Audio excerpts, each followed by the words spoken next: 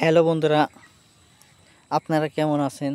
তো প্রিয় দর্শক, আপনারা আশা করি সকলেই আল্লাহ তাআলার অশেষ রহমতে ভালো আছেন। প্রিয় দর্শক, আজকে আমি একটি কৃষি ক্ষেত্রে নিয়ে হাজির হয়েছি। আপনারা দেখতে পাচ্ছেন বিশাল এরিয়া জুড়ে বাংলাদেশে কৃষকরা ধান ক্ষেতের ধান গাছি রোপণ করেছে, চাষাবাদ করেছে। প্রিয় দর্শক, আপনারা চাইলে এই দেখতে পাচ্ছেন কি সুন্দর ফলন হয়েছে কৃষকদের জমিতে। আপনারা চাইলেও আপনাদের জমিতে এরকম ফলন করতে পারবেন।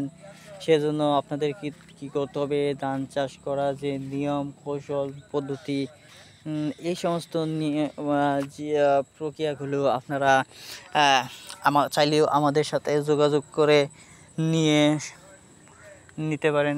কিংবা বন্ধুরা, আপনারা যদি চান যে আপনাদের এলাকার অভিজ্ঞ কৃষক রয়েছে বা কৃষি অধিদপ্তরে কৃষি মন্ত্রণালয় থেকে বিভিন্ন ধরনের কৃষি প্রতিষ্ঠান রয়েছে, বন্ধুরা সবচেয়ে ভালো হয় বিভিন্ন ধরনের যে সমস্ত কৃষিমূলক প্রতিষ্ঠান রয়েছে সেই সমস্ত কৃষিমূলক প্রতিষ্ঠান থেকে আপনারা বন্ধুরা শিক্ষা নিয়ে প্রশিক্ষণ নিয়ে তারপর যদি তাদের পরামর্শ নিয়ে বন্ধুরা কৃষির অফিসার হচ্ছে তাদের পরামর্শ নিয়ে যদি ধান গাছের চারা রোপণ করতে পারেন, ইনশাল্লাহ আপনারা প্রত্যেক বছর ফলনে আপনারা অনেক দেখতে পাবেন। আপনাদের ধান গোলা ভরা হয়ে যাবে এবং কি বন্ধুরা আপনাদের দেখবেন যে ধানের ফলন অনেক বেশি হবে। তো বন্ধুরা, অনেক মানুষ রয়েছে তারা ধান চাষ করে, ঠিক আছে, কিন্তু বন্ধুরা এমনভাবে অতিরিক্ত ধান গাছের গাছিগুলো রোপণ করে জমিতে, ফলে বন্ধুরা ঘিসি হওয়ার কারণে বন্ধুরা এই ধানের ক্ষেতের মধ্যে বাতাস প্রবেশ করে না।